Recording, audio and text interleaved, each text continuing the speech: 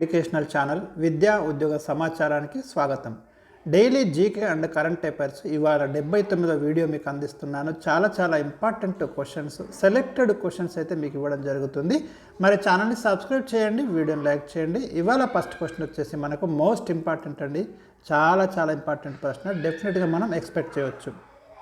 ఏ తేదీని ప్రపంచ ధ్యాన దినోత్సవంగా జరుపుకోవాలని యుఎన్ఓ నిర్ణయించింది? ఇది ఇవాళనే వచ్చింది మీకు పేపర్లో, చాలా ఇంపార్టెంట్. డిసెంబర్ 21న అయితే ఇక నుంచి ప్రతి సంవత్సరం ప్రపంచ ధ్యాన దినోత్సవంగా జరుపుకోవాలని మనకి యునైటెడ్ నేషన్స్ ఆర్గనైజేషన్ ఉంది కదా, ఐక్యరాజ్య సమితి అంటాము, నిర్ణయించడం జరిగింది.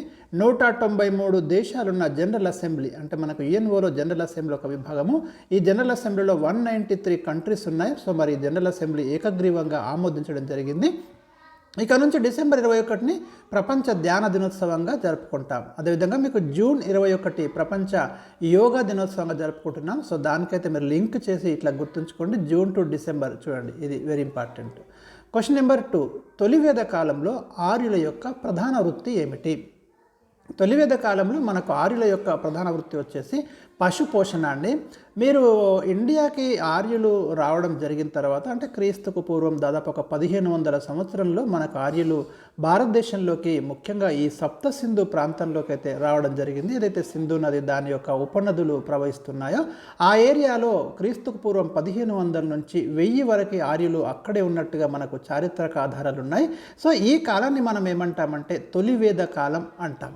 తర్వాత మీకు ఆర్యులు క్రీస్తుకు పూర్వం 1000 నుంచి 600 మధ్య మీకు ఇటు తూర్పు వైపుకి, భారతదేశంలోని తూర్పు వైపు అయితే మైగ్రేట్ కావడం జరిగింది.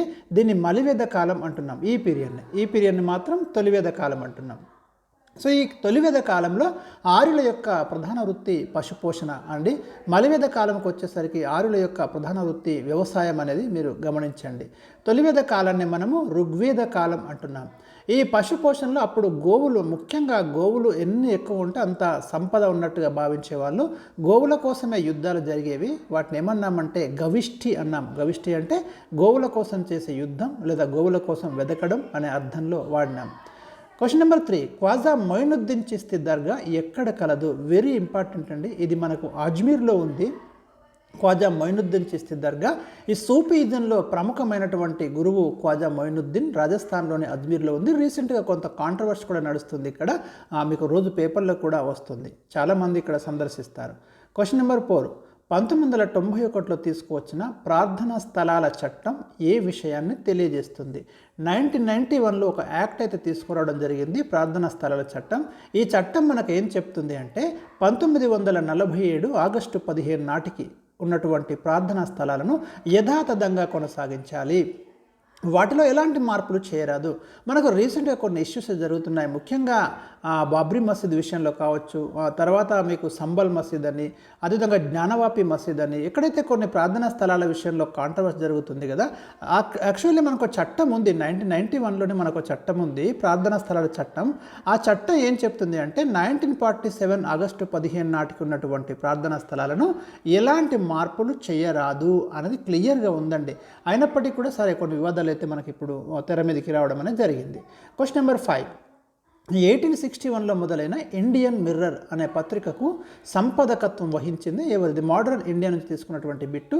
కేశవ్ చంద్రసేన్ మనకి ఇండియన్ మిర్రర్ అనే పత్రికకు అయితే సంపాదకత్వం వహించడం జరిగింది. ఇది ప్రీవియస్ క్వశ్చన్ కూడా.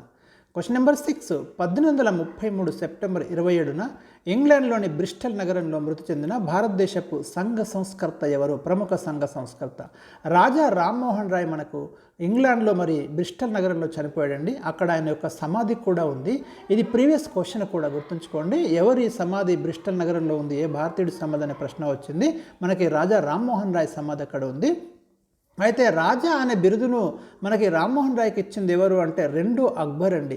ఈ 2 అక్బర్ కోరిక మేరకే రాజా రామ్మోహన్ రాయ్ బ్రిటన్కి వెళ్తాడు. అప్పుడు అక్కడ బ్రిటన్ రాజు 4వ విలియం ఆస్థానానికి వెళ్తాడు, కొంత పెన్షన్ గురించి డిస్కస్ చేయడానికి.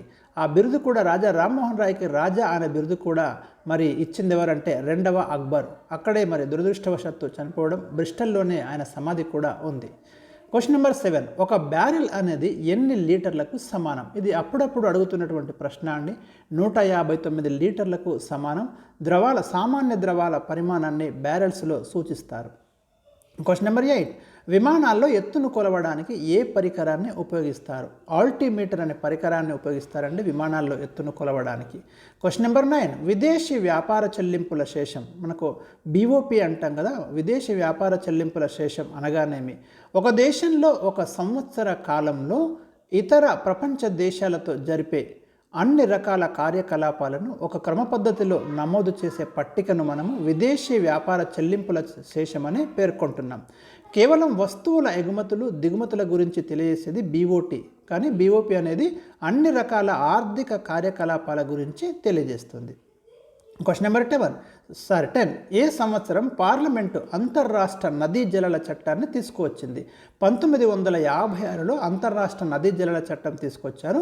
ఈ చట్టం ప్రకారం నదీ జలాల సమస్యను పరిష్కరించడానికి ప్రత్యేక ట్రిబ్యునల్స్ని ఏర్పాటు చేస్తారు. ఉదాహరణకి మనకి గోదావరి జలాల వివాదం కానివ్వండి, కృష్ణా జలాల వివాదం కానివ్వండి, ఇవన్నీ కూడా ఈ చట్టం ప్రకారమే పరిష్కరిస్తారు. అందుకోసమే కొన్ని ట్రిబ్యునల్స్ని అయితే ఏర్పాటు చేయడం జరిగింది. ఈ ట్రిబ్యునల్స్ ప్రత్యేకంగా ఈ నదీ జలాల పంపిణీ గురించే ఏర్పాటు చేయడం అనేది జరుగుతుంది. ఎందుకంటే 2 రాష్ట్రాల మధ్య 3 రాష్ట్రాల మధ్య గొడవలు జరుగుతుంటాయి. ఒక రాష్ట్రం అంటే 2-3 రాష్ట్రాల గుండా ఈ నదులు ప్రవహించేటప్పుడు ఆ నీటి పంపకాల కోసం ఇష్యూస్ తెర మీదకి వస్తాయి. కాబట్టి వాటిని పరిష్కరించడానికి ఈ చట్టం ప్రకారం ప్రత్యేక ట్రిబ్యునల్స్ అయితే ఏర్పాటు చేస్తారు. సో ఇవి నేను మీకు ఈరోజు అందించినటువంటి 10 క్వశ్చన్స్. మరి 10 క్వశ్చన్స్ నెక్స్ట్ వీడియోలో అందిస్తాను. Thank you for watching.